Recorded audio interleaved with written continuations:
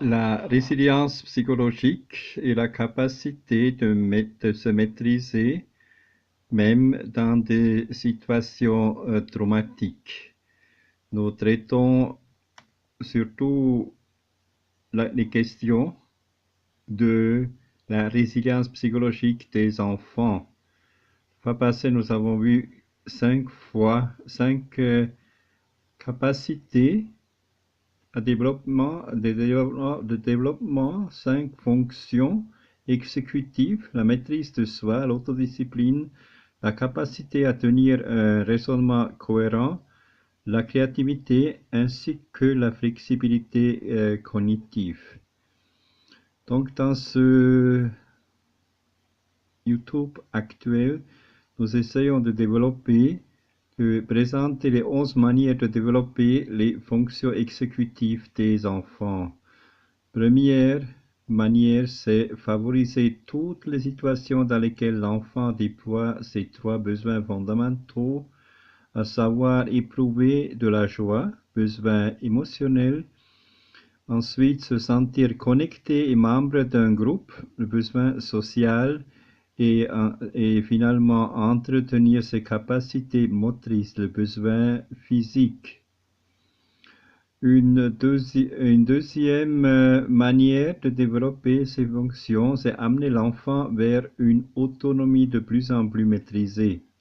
Quand nous laissons l'enfant faire seul, s'habiller seul, faire ses lacets seul, ranger les affaires seul, se laver seul, etc., on l'aide à exercer ses fonctions exécutives. Une troisième manière, c'est fixer des objectifs et des défis à l'enfant. L'objectif doit être atteignable, ni trop facile ni trop dur. Il doit avoir un sens pour l'enfant.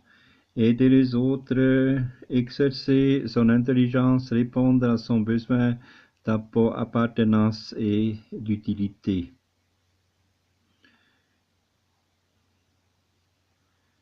Les devinettes sont aussi des bons moyens de poser des défis à l'intelligence de l'enfant.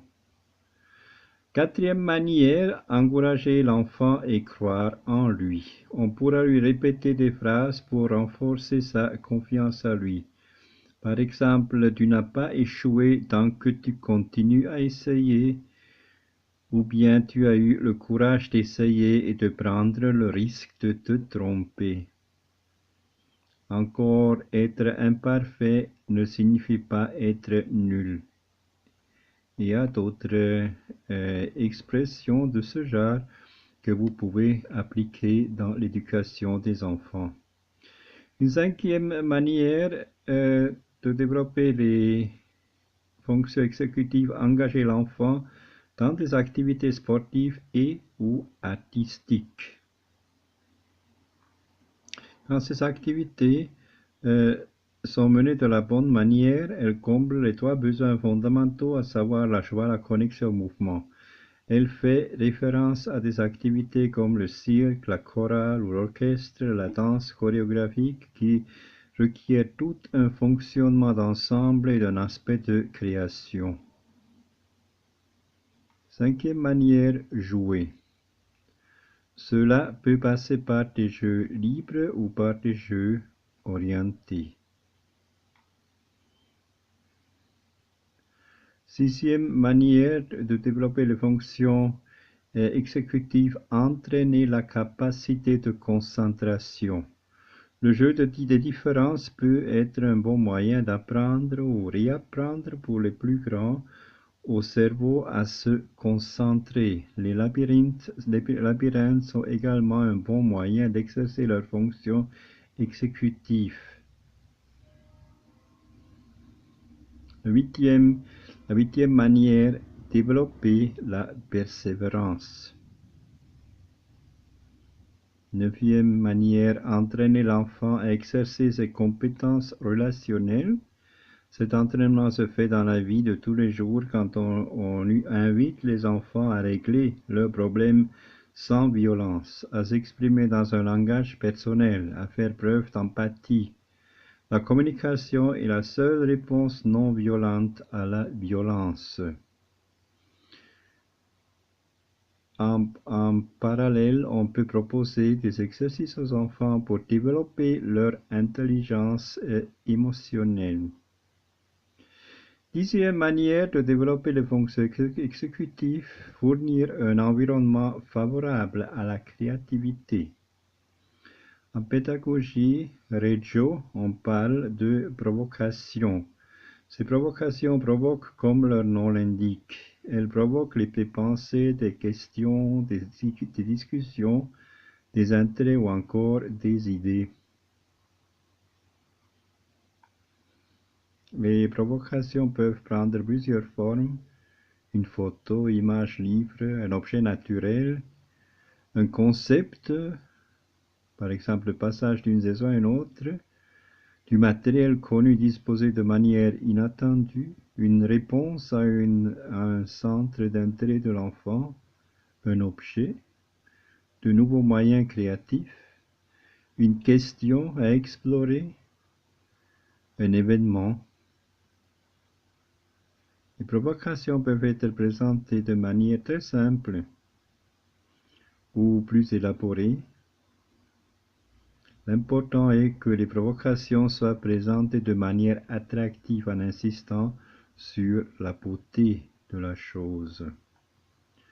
L'objectif des provocations est d'inviter les enfants à explorer le matériel et à s'exprimer. Elles doivent être ouvertes sans objectif particulier, mais sujettes à l'exploration, à une utilisation libre. Et finalement, la 11e manière de développer les fonctions exécutives, montrer l'exemple. Un premier point important à mentionner lorsqu'on parle des fonctions exécutives de l'enfant est de montrer soi-même l'exemple. C'est en observant les adultes autour de lui que l'enfant intègre les compétences en question.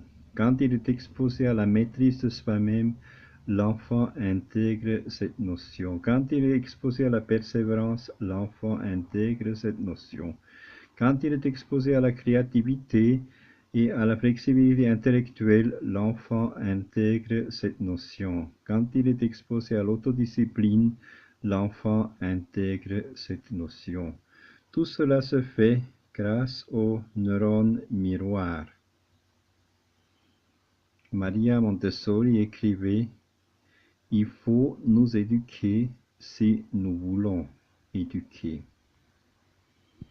Voilà, avec cette citation de Maria Montessori, je conclus nos réflexions sur les manières de développer les fonctions exécutives chez l'enfant. J'espère que ces réflexions vous ont donné quelques inspirations dans votre vie quotidienne.